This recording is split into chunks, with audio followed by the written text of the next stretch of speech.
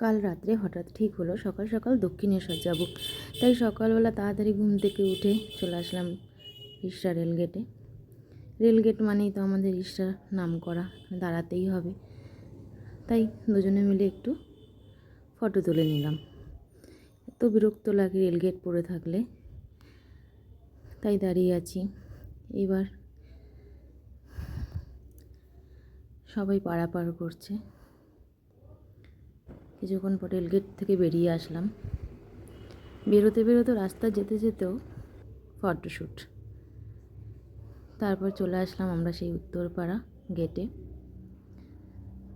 সকালবেলায় এত সুন্দর লাগে দৃশ্যটা।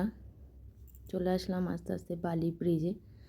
ব্রিজের ওপর দিয়ে যাচ্ছি। তো সকালবেলা এত অপরূপ লাগছিল দেখতে। মন্দিরের ছবিটা ক্যাপচার করার চেষ্টা করছিলাম, কিন্তু আসছিল না, হালকা হালকা দেখা যাচ্ছিল।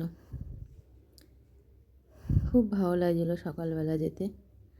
বহুদিন যাওয়া হয় না দক্ষিণেশ্বর, তাই চললাম।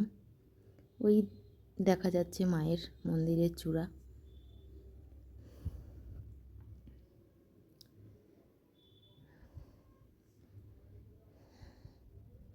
এই আমরা মোটামুটি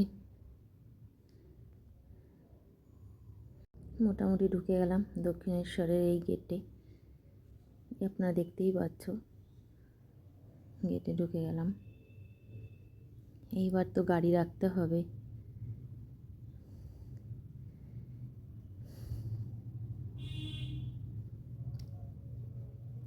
গাড়ি রাখা হয়ে গেল। এরপর মোবাইল, এখন নতুন নিয়ম হয়েছে, মোবাইল ব্যাগ সব জমা দিতে হবে। দিয়ে আমরা একটু বাইরের ছবিটা আগে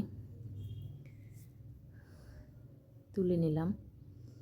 ভেতরেতে নিয়ে যেতে পারবো না, নিয়ে গেলেই তো সব নিয়ে নেবে, তাই একটু বাইরেটা একটু ভিডিও করছিলাম। দক্ষিণেশ্বর আসতে খুব ভালোই লাগে। তারপরে গেলাম সেই, এতক্ষণ আমাদের পুজো দেওয়া হয়ে গেছিলো। এটা পুজো দেওয়ার পরে ভিডিও করছি। দুজনে মিলে ছবি তুলে নিলাম। এই যে মন্দিরের সামনে ডালা নিতে হবে, এদিকে ডাকছে, ও ওদিকে ডাকছে। আমরা দেখতে দেখতে 25 নম্বর স্টলেই ঢুকলাম। এত সুন্দর লাগে এই ডালাগুলো দেখতে। ডালিয়া, জবা, নীলকণ্ঠ, আকন্দ দিয়ে এত সুন্দর এরা সাজায়।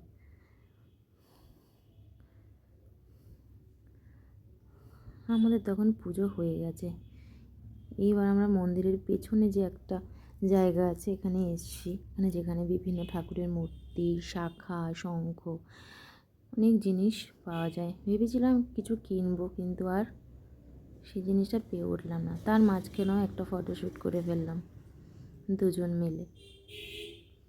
এইবার আমরা যাচ্ছি গঙ্গার ঘাটের দিকে, যেখানে সবাই সকাল সকাল এসে স্নান করে এসে মায়ের মন্দিরে পুজো দেয়। আমরাও আসতাম ছোটোবেলায়, এখানে স্নান করতাম, বড়দের সাথে আসতাম। এখন দুজন মিলে এসেছি ছেলে বাড়িতে। ছেলে ঘুম থেকে উঠতে পারেনি বলে ওকে নিয়ে আসতে পারিনি। গেলাম একটু মা গঙ্গার কাছে। এখানে প্রচুর লোক স্নান করছে, কিন্তু আগের থেকে অনেক কমই। কিন্তু খুব শান্তির জায়গা যেন একটা। তো সুন্দর লাগছিল দেখতেই। 12খানা মহাদেবের মন্দির। এই মহাদেবের মন্দিরগুলোকেও আমরা ঘুরলাম। তারপরে এই চারিদিকে এখন অনেক জায়গাগুলোই বন্ধ করে দিয়েছে। এবার বাইরে থেকে এসে মায়ের মন্দিরকে আবার একটা ফটোতে ক্যাপচার করলাম।